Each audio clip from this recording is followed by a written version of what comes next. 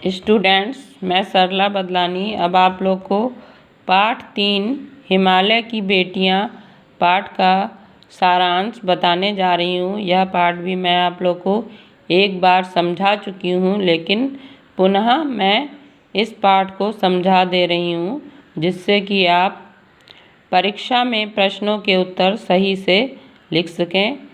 हिमालय की बेटियां पाठ के लेखक नागार्जुन हैं। प्रस्तुत लेख में नागार्जुन ने हिमालय से निकलने वाली नदियों को हिमालय की बेटियां कहा है। लेखक ने पहली बार हिमालय पर्वत पर जाकर गंगा, यमुना, ब्रह्मपुत्र, सतलुज आदि नदियों को भिन्न भिन्न रूप में देखा था।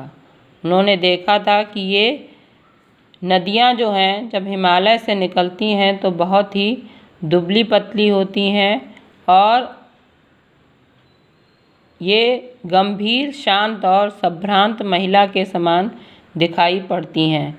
लेकिन जैसे ही ये मैदानों में आती हैं तो इनका रूप बहुत ही विशालकाय हो जाता है।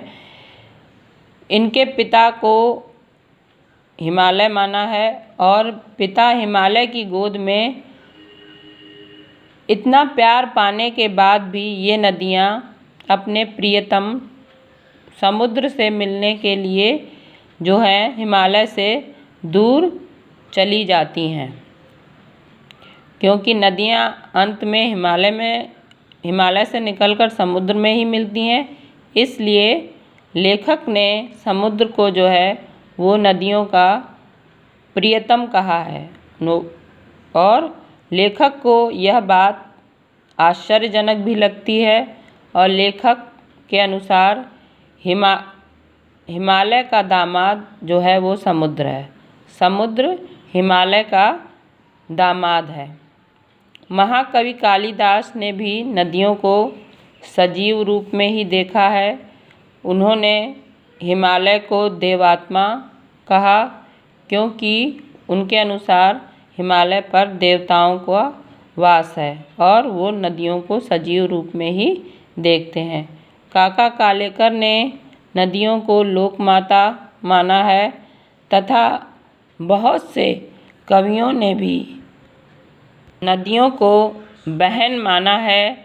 लेखक जब तिब्बत गया था तो उसका मन बहुत उदास था, वह थक गया था। उसी समय लेखक सतलुज नदी के पानी में पैर लटकाकर बैठ गया और उसने एक गीत भी गुनगुनाया। उस गीत का भाव निम्नलिखित है। हे सतलुज बहन, तुम्हें देखकर मन प्रसन्न हो गया। तुम्हारी लीला बहुत मनमोहक है।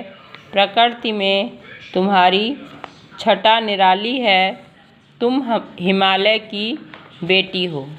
बच्चों, अब मैं इस पाठ से संबंधित प्रश्न पूछूंगी।